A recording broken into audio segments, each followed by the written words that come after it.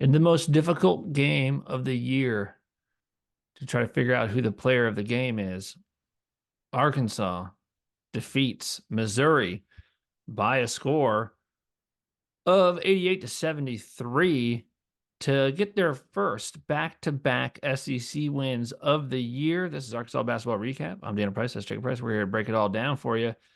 Yeah, this one's a real tough one. So you're trying to figure out who gets this highly coveted, much sought after Arkansas Basketball Recap Player of the Game nod. And we got a real tough one here, Jay. Yeah. That 40-point game, dude, I mean, that's no joke. When he said when he 42 named the points. Arkansas when he said the Arkansas players that have had 40-point SEC games, I was like, can that be right? And I was like going through my head and I'm like, did nobody nobody had a 40-point game ever? Just like got hot, like Rodney Clark or nobody just I was thinking of the hot 3-point shooters. I remember I went to an I old mean, they said it's just Mason Jones and Todd Day. That's it, right?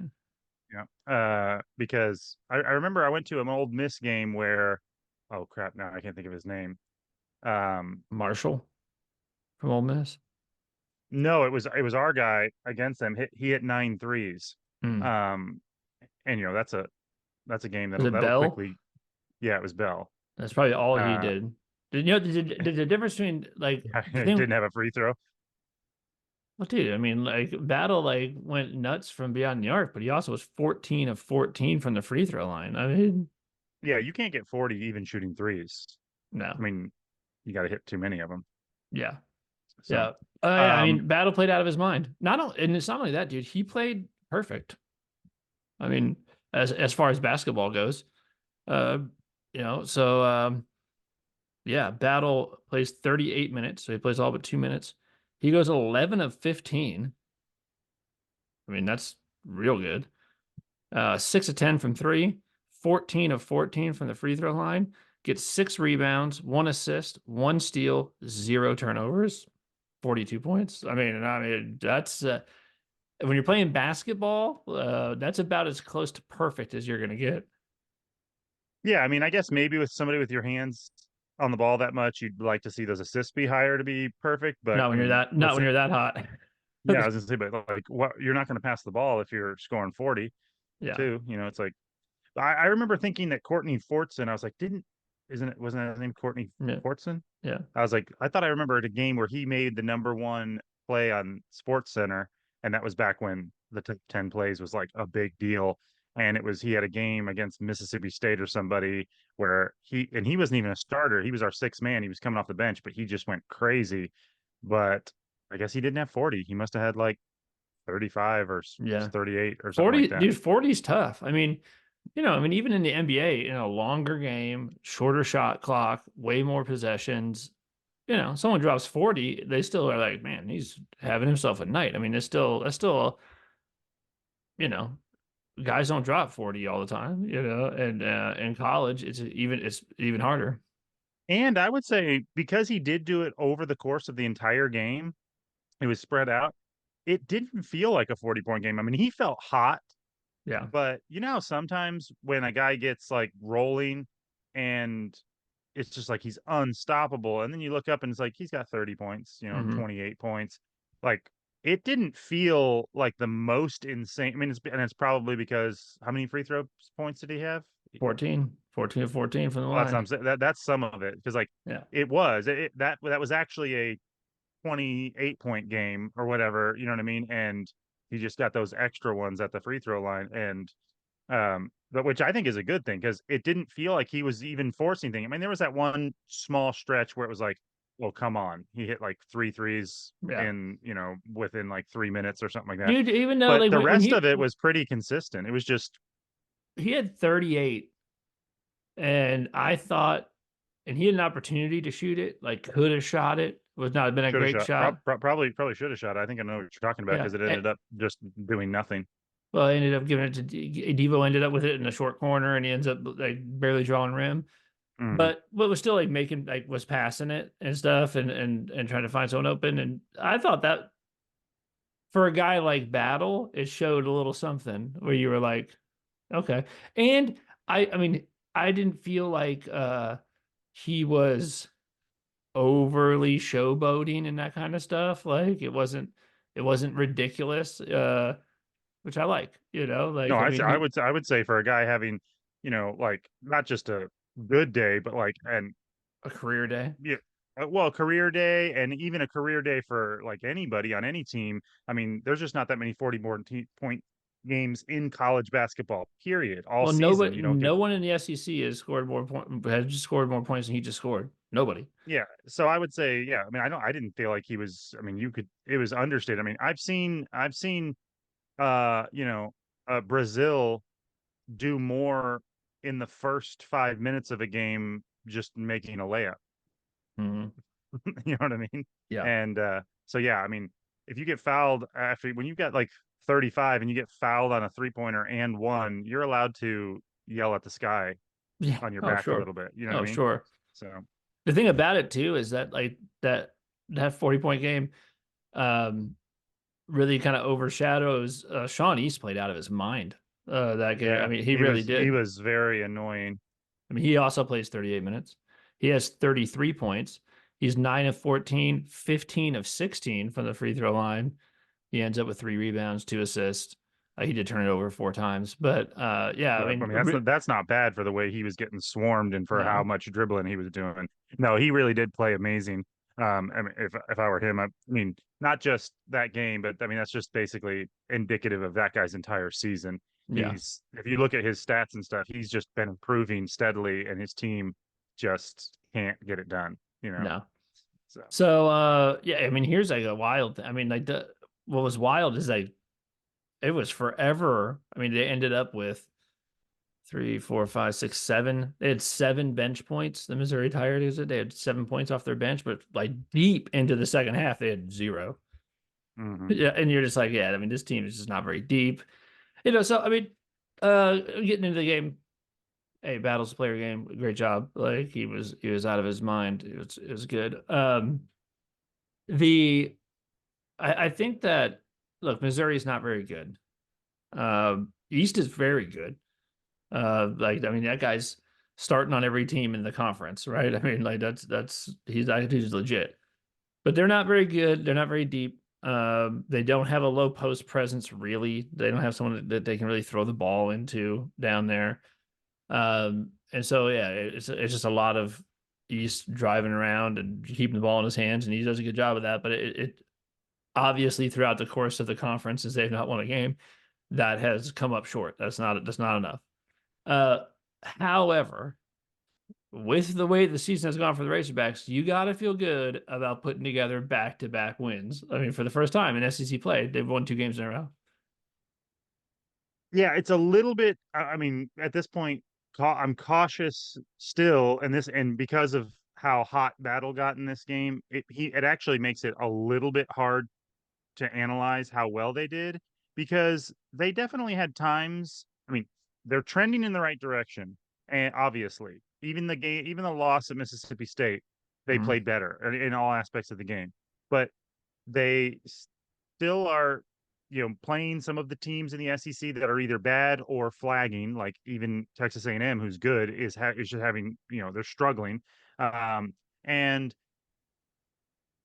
this game, was close for a long time, and it was, We Missouri. were down in the second half at one point. I mean, not by a Missouri, lot, but I think by as much as I don't know if it got up to past was it 5, maybe 5. I don't think it got above 5.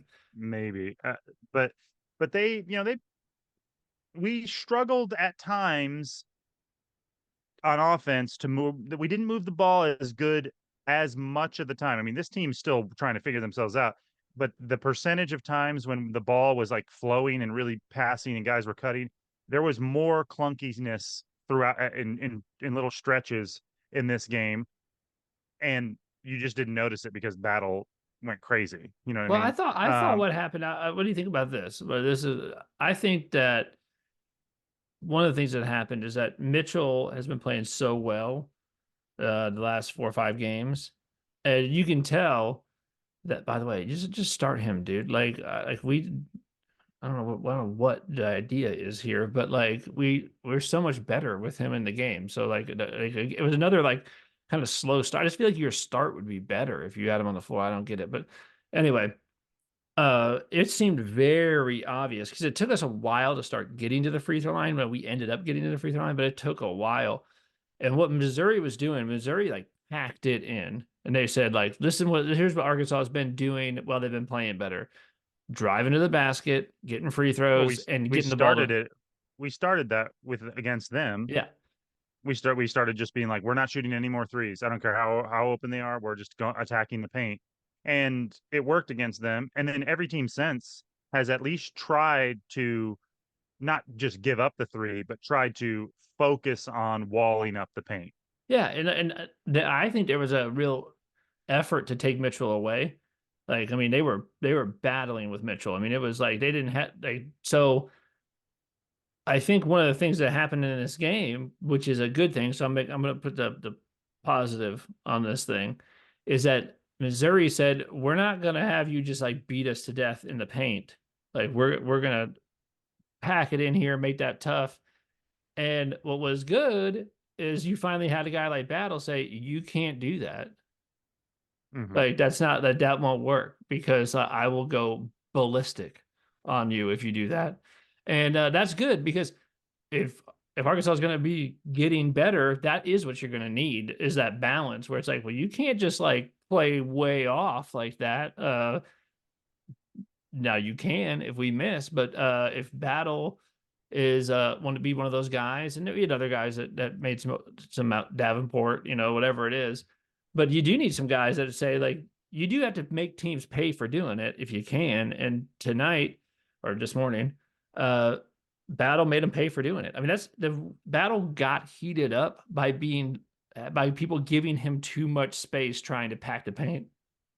Yeah, I mean, I think you're right to some degree. You've got to, I mean, if a team's just going to leave everybody open, you have to. I mean, we saw this. I mean, they were doing it for a different reason last year because we couldn't shoot. It's very difficult to drive and pass when everybody has a foot in the paint. When five players have a foot in the paint, it just makes it so hard to operate down there.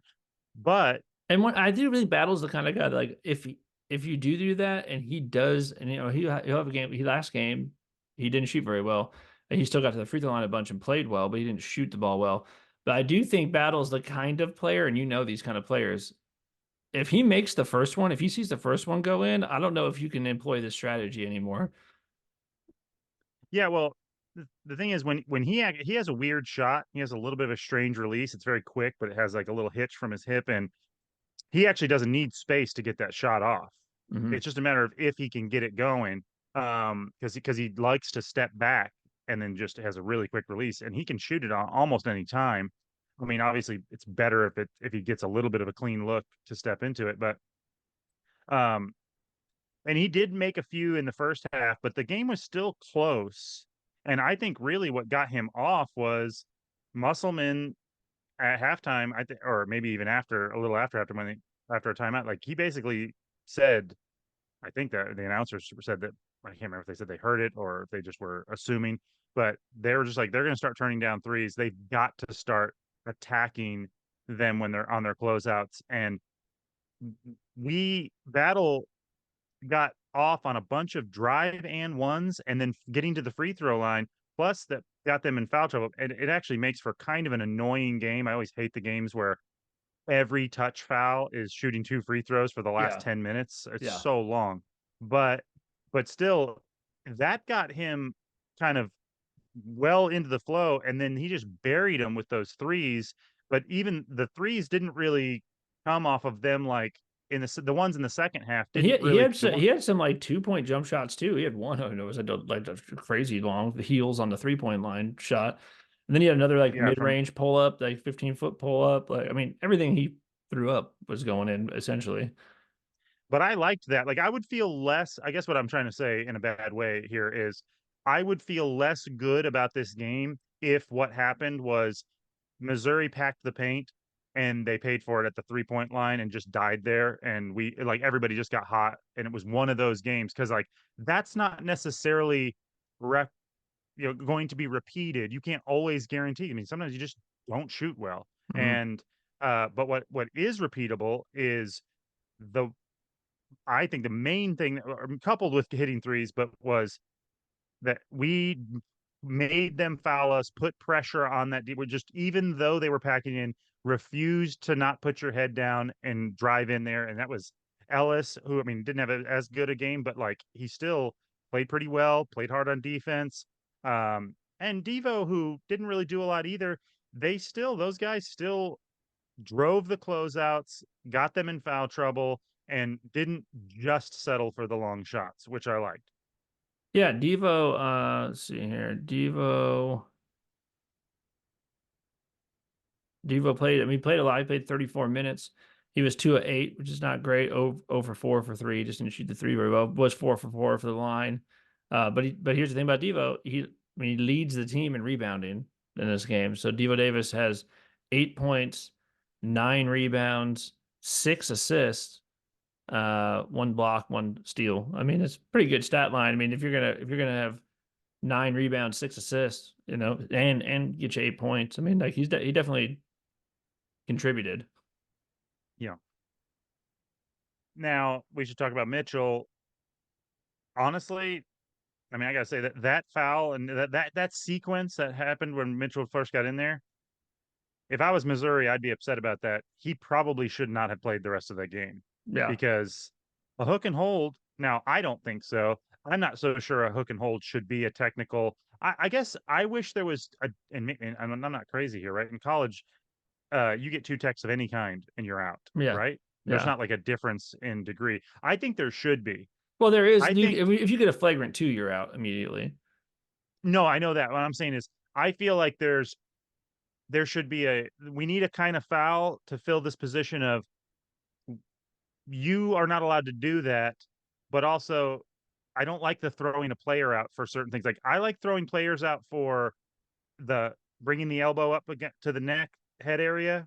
Obviously, a hook and hold. I know it can hurt someone's shoulder. It's done that a few times, but it's not the same as like Throw it. tackling a It's not or quarterback at his knees throwing an or elbow. throwing an elbow up high or even pushing a guy when he's in the air or taking a guy's legs out who's shooting. Like you land on somebody with you can roll your ankle, Yeah. you can tear your knee, you can tear your ACL. It's like uh hook and hold, like it's basically you might fall down and land on your shoulder and twist it weird because you don't have both your arms, but it doesn't happen that often. And I think I don't know, maybe I'm not I guess what I'm saying is I don't think what he did with the hook and hold is that bad, but by the letter of the law, that was a hook and hold, and that should be a technical. And the other one for sure was a technical. He Yeah. brought his elbow up to his face.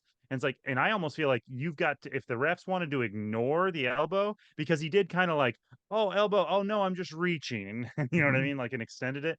If you want to ignore that because you didn't see it in time and it's part of a different part of the play, okay, just give him the tech for the hook and hold. But I don't know how you don't get like if I was Missouri, I'm like, this is blatantly you guys not calling both of these, even though they're by the letter of the rule book, both technical fouls. It's two techs on one play. And if the one is reviewable, which Have maybe it shouldn't I be, don't know if I've ever seen that.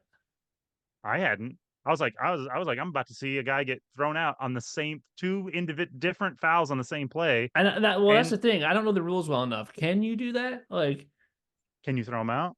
well, I don't know. Can you do a I mean, I know you could like give a technical and a guy's like still yelling at you or something and give him another one. Like, if say there's like a fight on like two guys are shoving each other and stuff, and then you're like, well, here he like uh did this thing and here he did this thing. So I've never seen it. Like it's just like, well, the whole incident gets a technical. I just don't I don't know, but like I wonder even if the refs are like, is there any precedent for going and reviewing something to say there's two tech worthy things in this same play? I've never seen that ever on any level. No, and that's why if And there's no and I way that think that's never happened. although I bet it's rare. I'm I sure bet it's it's rare, but rare like surely it's happened. because normally what happens is they call the foul like usually it's it's always the second guy gets called and generally it's like when that happens there's some guys hand fighting or whatever and then they call the foul and then the shoving continues and then somebody after the whistle gives a guy another shove, and Well, then when they go review it, it's like, imagine a scenario where two guys are like they call like a foul and there's two guys and they're battling and a guy like shoves a guy like in the face with one hand. The guy slaps it down and then he's fighting, hand fighting, and he uses his other hand and shoves him in the face again. And they're like, trying to do some kind of freaking defensive end swim move on this guy's face while they're under like that kind of stuff happens. And then they'll issue a technical foul, right? They'll be like, okay, that's a flagrant one, right? So not so technical foul, but a flagrant one. But I don't think that they're like first hand, second hand, double. I don't. I just have. I've never seen it. Like but this one was different, and I don't know. Maybe that's true. Maybe you can only call one flagrant on a play, but that doesn't really make sense either. And I would agree if they per had player. called, but if they had called the elbow to the throat, and then like the play had continued, it's like, okay, well, we're calling that, so the rest of it doesn't matter. But they blew the whistle on the hook and hold. Yeah, yeah, yeah, That's where the foul started. The one guy got thrown to the ground. They actually called double foul yeah, initially. That was the call. The call was double foul, they're fighting. But this incident is what caused it. And they then they went back and looked at it, and you're allowed to review yeah. the elbow afterwards. And then so they called that one. And I don't understand. I mean, I guess it still was. Did Mitchell end up with one or two fouls out of that? Did he end up with two? I don't think he did. I think he just No, ended you up end up with with two. the. Yeah, no, you end up with two because he got the foul that they initially called, and then they gave him a flagrant one, which counts as a personal foul as well. Yeah. Hmm. So he would Well, have came out of that with two fouls. I mean, I guess that's fine, but I definitely can see where Missouri, if I was a Missouri fan, I'd be upset because that would have really helped them if Yeah. Mackay had basically not played the entire game. And I have to say to Mackay, who's probably my favorite player on this team, that's stupid. Yeah, don't do that. That Don't makes do that. no sense to do that. That first off, that guy can't guard you the whole game. I mean, he's a good player too. That guy's got a good body. He's like that kind Yeah, of that. he's also 4 inches shorter than you. Like he can't guard you the whole But game. but what I mean is a big. He's one of those like kind of almost like Brazil, where he's like a big guy that plays small. And but you're the way you've been playing, Mitchell. Like you're gonna get this guy the better of this guy. Yeah, Show it at the end of the game when you look up and you're like, how you like them 18 and 8 rebounds, and we won by 10. Don't yeah, throw elbows and stuff. Like that's not how you beat guys like that. Beat yeah, him with your play because you can. You know yeah, what I mean? yeah. It's not like that was Shaquille Hey, O'Neal well, and let you me have tell to you do that or this. something. Uh, First of all, I don't know why you're rolling Brazil out there.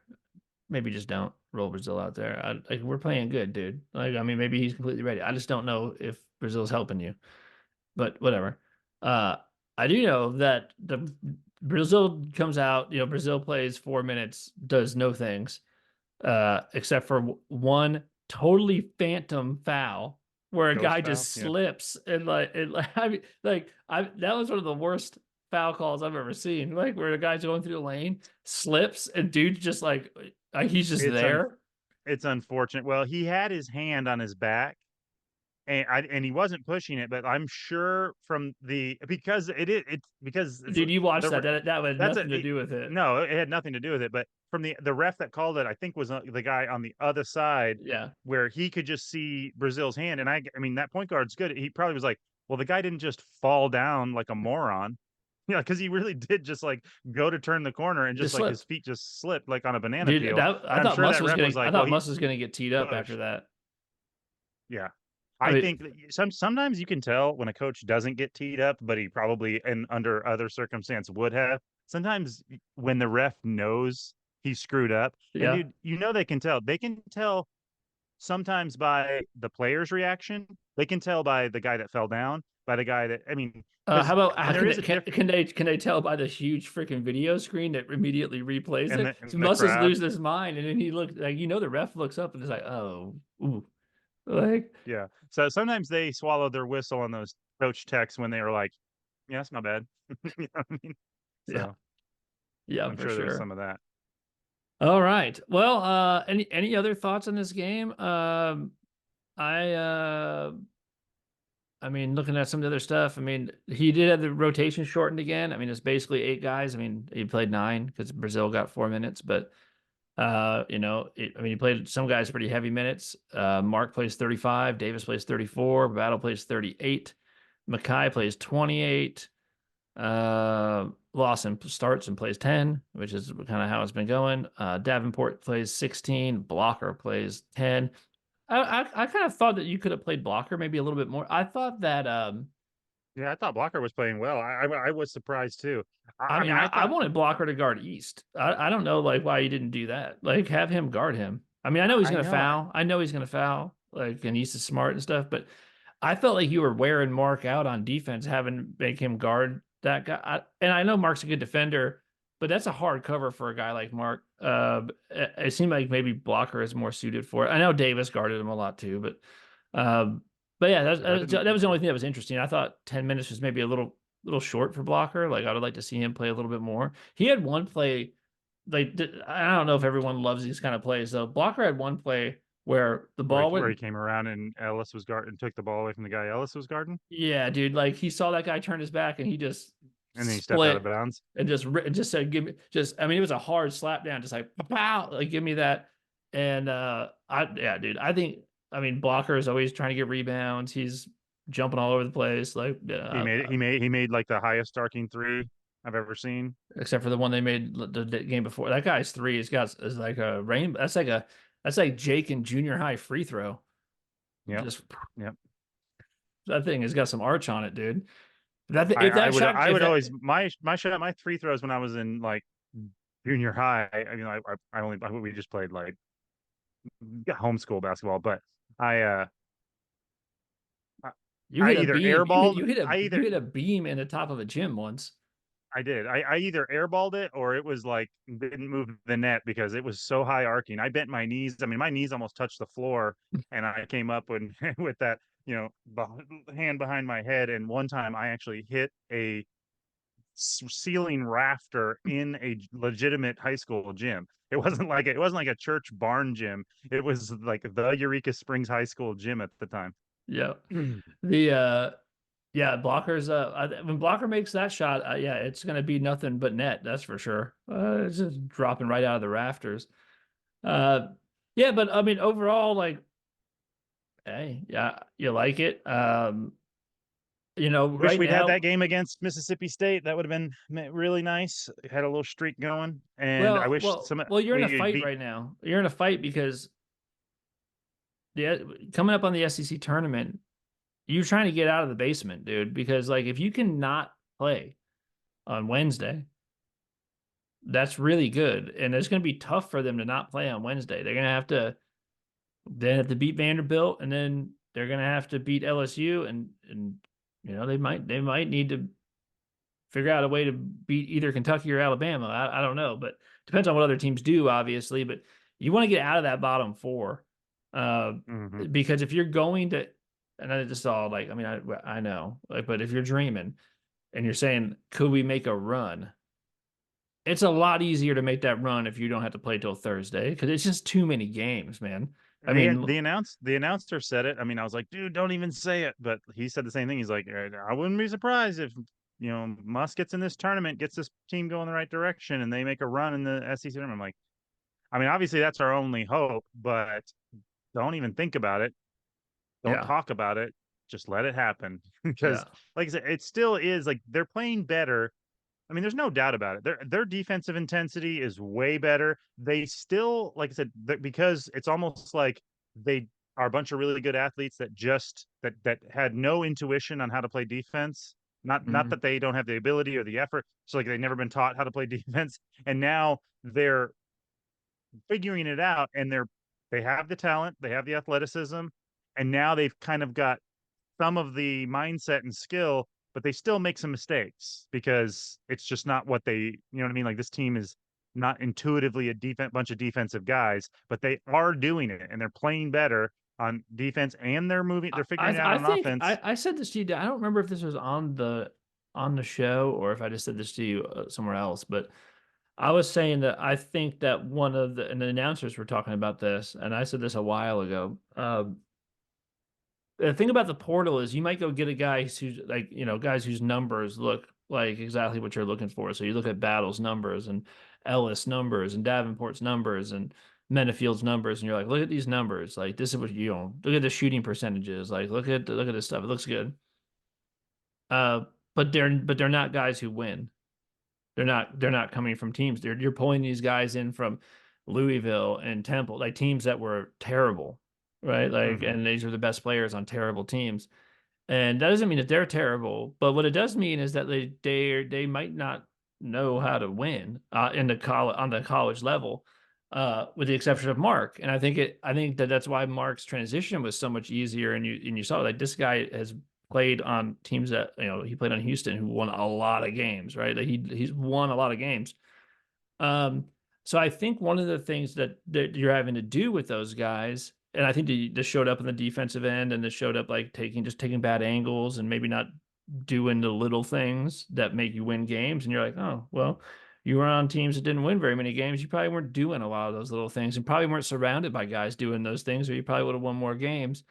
And I do think that what's happening now is, and it sounds really weird, but they're learning what you have to do to win. And it's taken us a very long time to get it into them. Like, this is what you have to do, not to score points, not to put up stats, but this is the kind of stuff you have to do to win. And Mark kind of always knew what those things were, right? Yeah.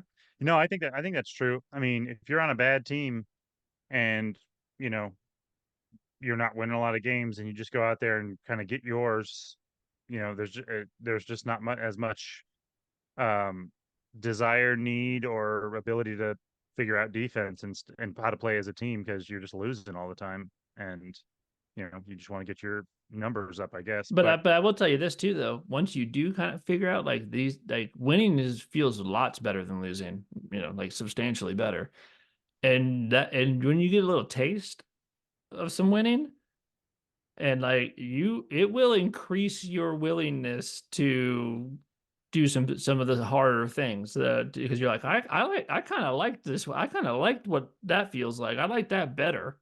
So so the who are we in the? I mean, obviously Missouri and Vanderbilt are the very bottom. Who are we? How is it possible? Like, who's next? I mean, it's us, and who are the other? Like, who are the bottom five that we're trying uh, to crawl over? well, right now, I mean, obviously we're recording this and games are still going on.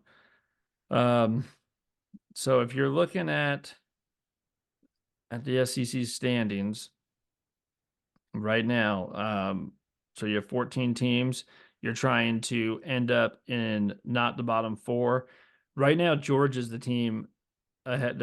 Right now the bottom four are Georgia, Arkansas, Vanderbilt, Missouri. So you're gonna have you want your and then LSU is right above that. And so you're trying to that's why that LSU game might be like really important.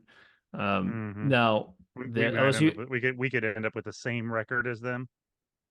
well, I mean, so in How does conference, it work in the SEC? Do you know? I know it's obviously just it's conference. It's first. just it's just conference record, and then tiebreakers in conference. Your overall record means nothing. Okay, I mean, if you have the same conference record, they It go to goes to points scored, head to head. and if Then that's a split, yeah, probably points scored or something. yeah, a margin of victory in certain games. Hmm. So we're sitting there at 5-9. Georgia's at 5-8. They haven't played yet today. Um, unfortunately Georgia has the head to head over us. So you're just trying to have a better last four games than Georgia has, or last five games, including this one. LSU is at 6-7.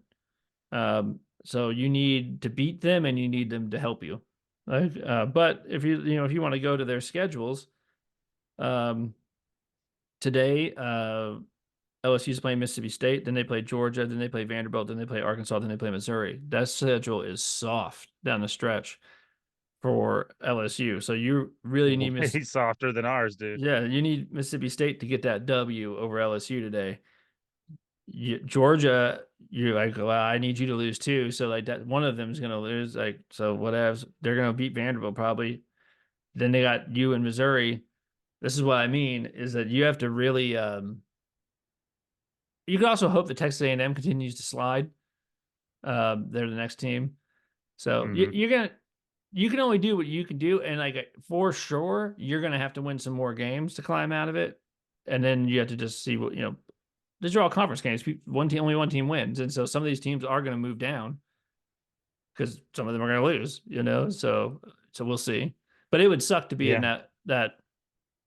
You know, probably. That doesn't sound likely though. It sounds like maybe you're gonna just have to play all the games because I mean it might happen, but it'd be different if we were only needed to jump one team, but we need yeah, help from two teams. yeah, yeah, You know, and like I said, I was that schedule is disappointing for LSU. They're being that they're one of the two teams. It's not like either or. You need both of these teams to help you out, yeah. and we've got a tough two finishing games.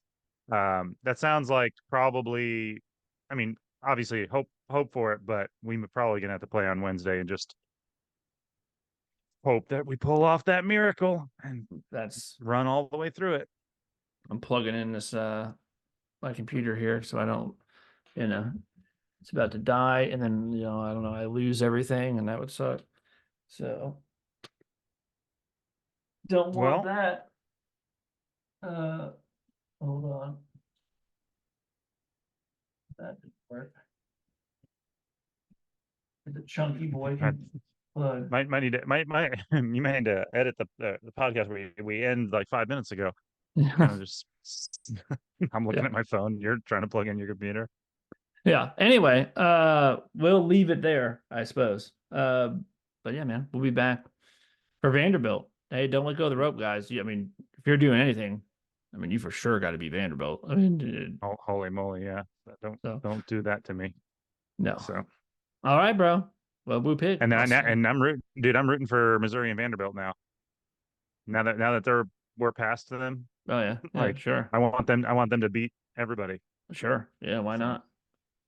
All I right, really bro. would like to see Missouri get a win. It's a bummer to have a goose egg on your conference Yeah, dude. year. It's a good way to get I mean, that's fired. yeah. Well, and it's also just like that's one of those things. Almost like Good thing Dennis Gates signed. They had like an awesome year last year. Missouri did, and he got that contract extension. And it's a good thing that you got that nailed down in the offseason because I don't think they actually can. I mean, they can obviously, but they're like a huge buyout and like they're kind of locked in. So, and I don't think Dennis Gates is a bad coach either. I think that he don't have the horses, man. well, dude. I'm no offense, and he's a good player. He's obviously a great shooter, but if your main point guard is got a body like Honor, Yeah, and you're in like if you're not, if I mean, in the my SEC. in the SEC, like I said, he's a good player. And by the way, I know thick guys that shock, like surprise you, that are like they'll ball you off the court. But in college, I gotta have a guy that can get off the ground. Yeah, Like as a guard, like I need somebody who can block some shots and dunk and like I want to see an athletic point guard, you know what I mean? Not a yeah, guy that's like I don't want someone to say about my point guard, he's good for whatever. a guy that's not very tall and kind of heavy. You know what I Yeah, mean? Like he's good for how not good he looks. yeah, yeah. Like I don't need that. Yeah. Well, Uh I mean, he was keeping them in that game with it for a while. yeah, he had hit his first three threes or whatever. Yeah. But no, he's a good player. He's just not who I would want on my SEC starting team. I'd love Yeah. him coming off the bench or something. Yeah, for But sure. For sure. All anyway, right, man. yep. All right. Well, we'll see you later. All right, see you.